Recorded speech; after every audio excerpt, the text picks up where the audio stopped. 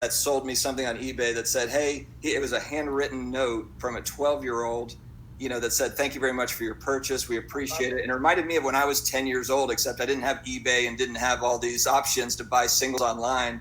So it was refreshing. So it just shows you kind of all generations. The hobby's exploding and the happiness is absurd. Dustin, get in here.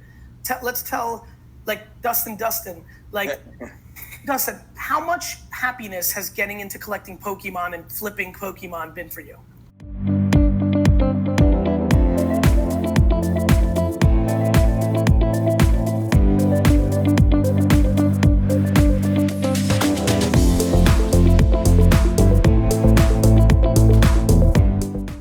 Hey, sports card collectors and investors, I hope that everyone is having a great day. The NBA is back today. I'm so pumped up.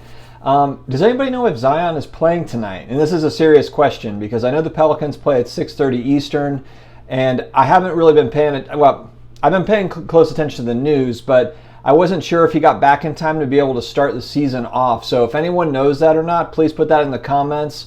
I did sign up for, I think it's Sling TV, orange or blue, so I can watch games. And I also signed up for the NBA package so that hopefully I can catch some of these games. I'm so pumped up for some sort of sports that's not table tennis or something else. But anyway, I am excited to talk to you guys today. I'm going over a few cards that have been hot on the ladder, and I'm talking about Card Ladder. That's the data tool that I use. Disclaimer, these are not necessarily cards that are buy it now type cards. This is not what my channel is about. My channel is not about telling you what to buy or what to sell or what not to buy, etc. It is literally just to provide data to you for you to make your own decisions based on your own research. This is just one show out of a million shows. So make sure you do all your research before you buy any cards, and let's jump right into it, guys. So first off, let's talk about, and I'm going to kind of glaze over the first two cards on the ladder currently are the Lebron Topps Chrome PSA 9 and PSA 10 Refractors. So this is the much more rare version. So that PSA 10 is going for $150,000 right now, which is just wild. I mean, if you look at a year ago, I'm going to show the all-time numbers, and a year ago I believe this thing is less than 10% of that. I believe it's at $13,000 or $15,000. Just an absolute, it's been on absolute tear over the last year. And then the PSA 9 is up to $28,500. And I mean, just with the scarcity with this card, I'm not shocked at all by it. Just because there's just not that many of the refractors out there. But man, that's just a monumental leap over the last 12 months. The next one, or the next item I want to cover, one thing I like, Card Ladder. So they've got the historical data, but they also cover sealed wax. And one of the boxes that has absolutely kind of skyrocketed up the ladder is a sealed box of 1997 Flair Showcase basketball, now sitting at $1,400. And the one thing I wanted to ask the audience, the viewership is, and please spare my ignorance here, but what are the chase cards in that set? Is there, I know obviously there's Jordans and there's, there's probably Tracy McGrady's and things like that, but what's kind of spurring that on? Is there a certain chase card that's popped out of nowhere that people are now kind of looking closer at? I would just like to know if you all have any sort of insight into that. The next three cards I'm going to talk about are sports cards that are under $200.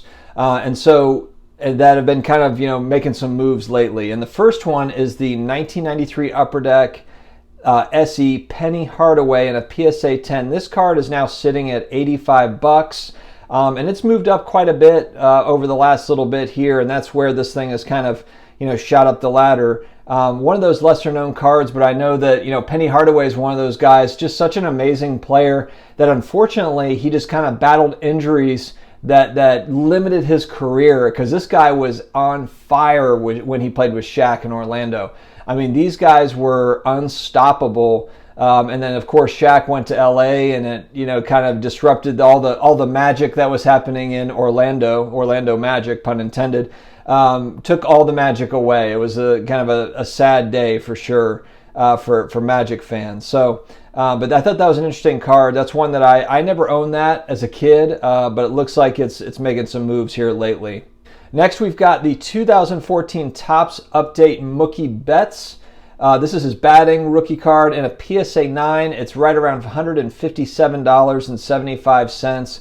Of course, Mookie is at the top of the news feed. He's just with his new contract.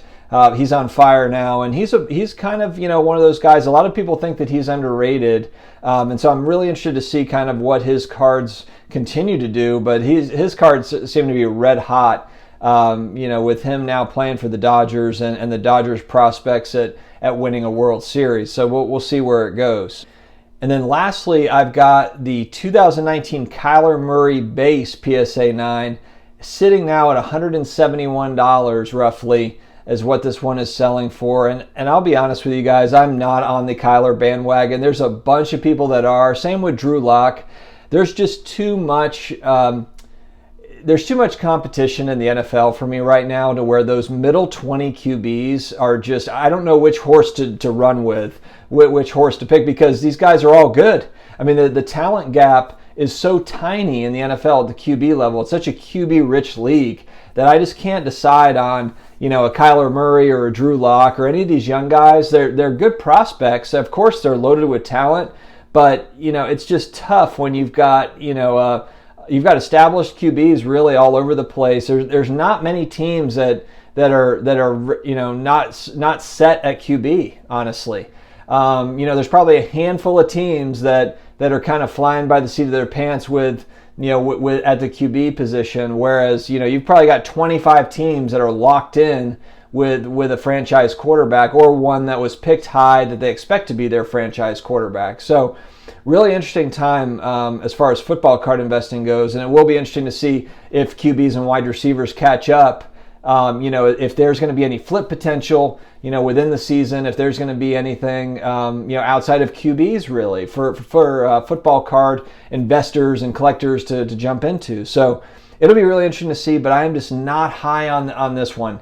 And it's a base rookie card. It's Prism, so I know Prism's popular, but I just don't know. So anyway, guys, thank you very much for tuning in. If you have not already, please subscribe to the channel. We've got 170, almost 175 sports card investing, collectibles investing videos, and we are going to continue on, keep making more of them. So thank you very much for tuning in.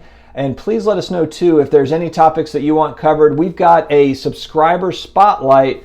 We're planning it for the weekend. I think it's going to happen on Sunday. I'm excited to announce. You'll see it pop up. I'm going to try to do. It's going to be live. We're going to attempt to do it live with StreamYard. So I haven't had a ton of experience with StreamYard other than interviews I've been a part of with others. So, but I'm excited to get to try it out. And this subscriber's got a unique story, and you'll recognize.